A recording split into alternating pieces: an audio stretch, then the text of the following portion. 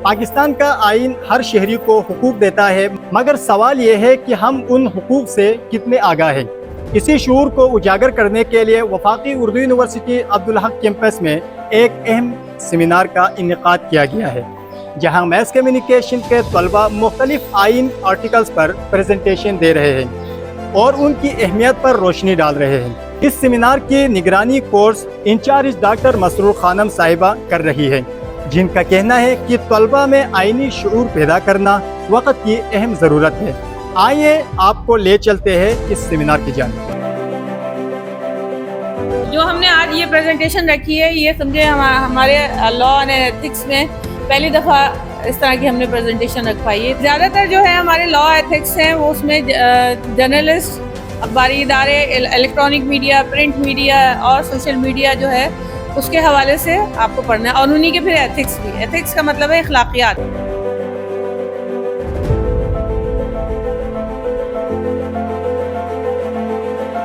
मेरा टॉपिक है constitution of supreme court. Pakistan की सबसे बड़ी अदालत है। ये आईन पाकिस्तान 1973 में जो है वो तहत कायम हुई, और उसके बाद जो है वो इसका स्ट्रक्चर जो है वो एक चीफ जस्टिस होते हैं, दीगर जजेस होते हैं जिनकी तकर्रुरी जो है वो सदर पाकिस्तान करते हैं, और इनका जो काम है वो आइन की तशरीह करना, बुनियादी हकूक़ का तहफ़्फ़ुज़ करना और गैर आइनी क़वानीन को ख़त्म करना। आज का मेरा प्रेजेंटेशन टॉपिक है आर्टिकल 19 इजहार आज़ादी राय। क़याम पाकिस्तान से पहले 11 अगस्त 1947 को कायद आज़म मोहम्मद अली जिन्ना ने पाकिस्तानियों के लिए एक तकरीर किया। उसमें बताया कि अब आप लोग आज़ाद हो, अपने घर में, मसाजिद में, मंदिरों में आप लोग अपनी तौर और तरीके से इबादत और इस पाक सरज़मीन पे अपनी ज़िंदगी गुजार सकते हैं। और इन्हीं बातों को मद्देनज़र रखते हुए 1948 में अक़वाम मुत्तहिदा में आर्टिकल 19 को पेश किया और उन्होंने इसको एक्सेप्ट कर लिया।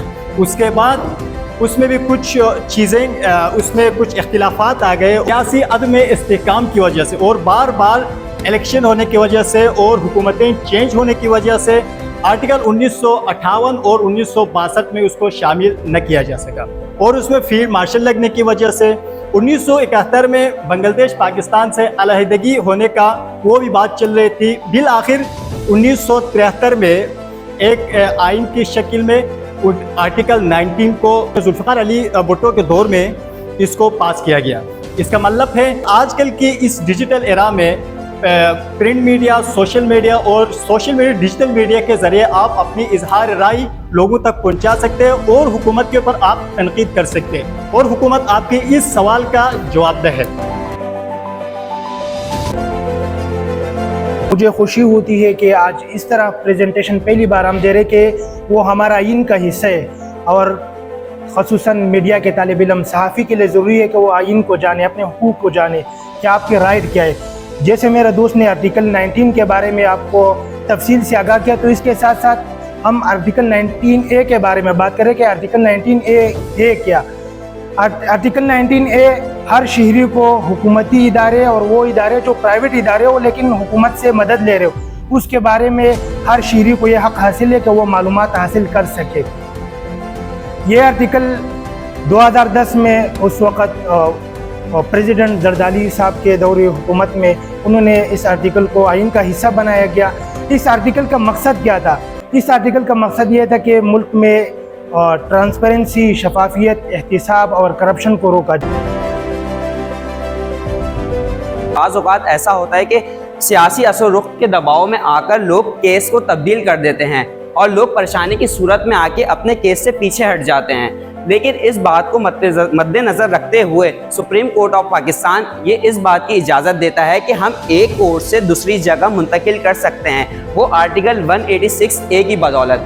वो रीज़न ये होता है कि किसी शख्स को अगर उसके हुकूक के मुताबिक, यानी कि जो उसकी जो राइट्स हैं, उसका जो केस है, अगर वो प्रोबेबली तौर पर नहीं अटेम्प्ट किया जा रहा, उसकी नहीं सुनी जा रही, तो सुप्रीम कोर्ट ऑफ पाकिस्तान उस केस को देखती है, फिर समझती है, ताकि इस केस की बुनियाद प्रॉपर हो सके। इस केस को मद्देनज़र रखते हुए फिर वो हाई कोर्ट की तरफ आपको ट्रांसफ़र करती है।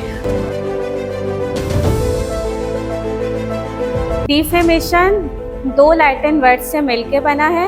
यानी डी का मतलब होता है नुकसान और फेम का मतलब होता है इज्जत या शोहरत। यानी डिफेमेशन का मतलब है हम किसी की इज्जत या शोहरत को नुकसान पहुंचाते हैं, यानी किसी फ़र्द, किसी ख़ानदान, किसी ऐसे तबके की हम जो है ना इज्जत को नुकसान पहुंचाने की कोशिश करते हैं जिससे उसकी रेपुटेशन या फिर उसकी डिग्निटी को नुकसान पहुंचने का खदशा हो।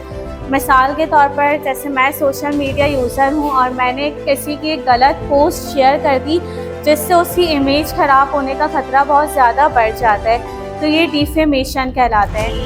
डिफेमेशन जो लफ्ज़ है ना, ये कोई पाकिस्तान बनने के बाद ये लॉ नहीं आया था, ये लॉ जो है ना रोमन एम्पायर के दौर से चलता हुआ आ रहा है।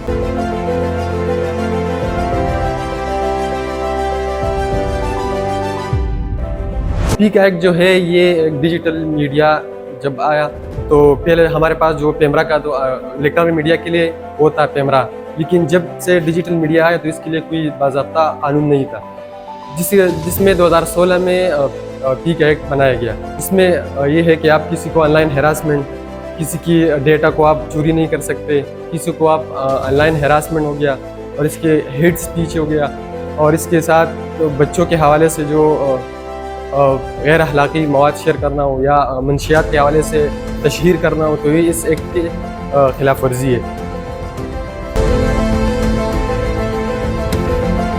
आर्टिकल 25A पाकिस्तान में 2010 में 18 एडिक्ट के थ्रू इसके ये सबके दरमियान में आया। इसका जो बुनियादी मकसद है वो है बच्चों को तालीम हासिल करवाना, और हुकूमत के थ्रू मतलब कि हमारी गवर्नमेंट को ये बताया गया कि भाई बच्चों को तालीम हासिल करना ज़रूरी है और आपका फ़र्ज़ बनता है कि आप उनको तालीम खुद फ्री ऑफ कॉस्ट दें। जिसकी मेन जो 3 मकसद थे इनके, एक था फ्री ऑफ कॉस्ट, एक इसमें जो लिमिट बताई गई थी एज लिमिट 5 साल से लेके 16 साल तक के लोग। Today I am going to present Pakistan Press Council. It's work the Article 19 and under the Constitution of 1973. What is Pakistan Press Council? सबसे पहले तो ये सवाल आता है। Pakistan Press Council is an independent body established in 2002 under the Press Council Ordinance. It's the main role monitoring newspapers and maintain the ethical standard in journalism.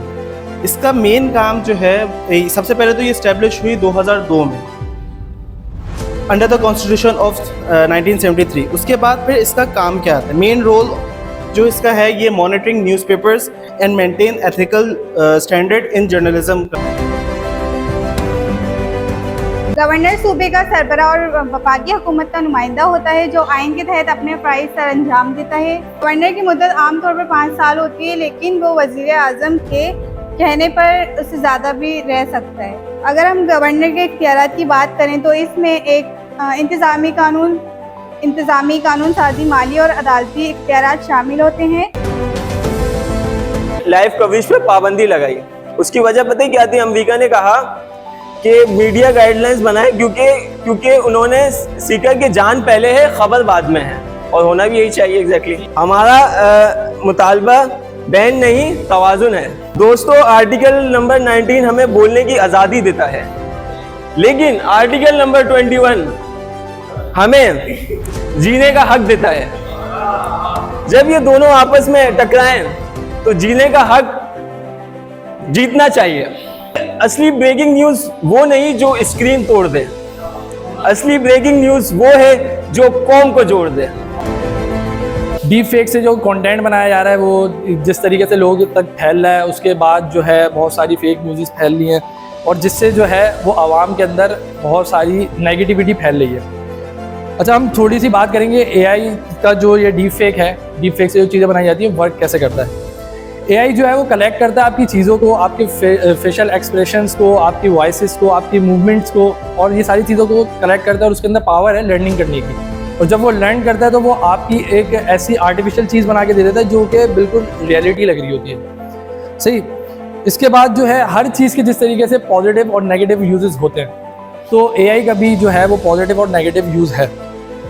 सबसे पहले हम थोड़े से पॉजिटिव यूज़ की बात की जाए तो इंटरटेनमेंट और मूवीज़ के अंदर भी जो है अब वो डीप फेक्स का यूज़ होने लगा है, क्योंकि जैसे कोई एक्टर है जो कि अब यंग नहीं रहे हैं, उनको दिखाने के लिए डीप फेक का इस्तेमाल किया जाता है, एआई का इस्तेमाल किया जाता है या कि उनकी वॉइसेस को इन्हेंस करने के लिए भी AI का इस्तेमाल किया जाता है। एक्ट 1923 ये एक ऐसा एक्ट है जो गवर्नमेंट सीक्रेट इंफॉर्मेशन को सेव करता है और गवर्नमेंट सीक्रेट जगहों पे जाने से रिस्ट्रिक्ट करता है, और इससे ये जैसे कि ये उस चीज़ को पब्लिश जैसे गवर्नमेंट सीक्रेट को पब्लिश करने और शेयर करने से रोकता है। ये लॉ इसलिए यूज़ होता है जैसे कोई भी गवर्नमेंट ऑफिशियल डेटा कहीं भी लीक ना हो जाए या किसी भी गलत हाथों में ना जा सके जिससे गवर्नमेंट का नुकसान हो आगे। Protection of journalist act 2021। Journalism किसी भी डेमोक्रेटिक सोसाइटी का एक इम्पॉर्टेंट हिस्सा होता है, क्योंकि जर्नलिस्ट सच सामने लाते हैं, करप्शन एक्सपोज करते हैं और पब्लिक को इन्फॉर्मेशन देते हैं। लेकिन पाकिस्तान में जर्नलिस्ट के लिए काम करना आसान नहीं है। उन्हें अक्सर थ्रेट, प्रेशर और गवर्नमेंट की तरफ से दबाव दिया जाता है। इसी वजह से गवर्नमेंट ने 2021 में ये लॉ बनाया। इस लॉ का असल मकसद जर्नलिस्ट को प्रोटेक्ट करना, उनको फ्रीडम देना और उनके खिलाफ क्राइम्स को रोकना।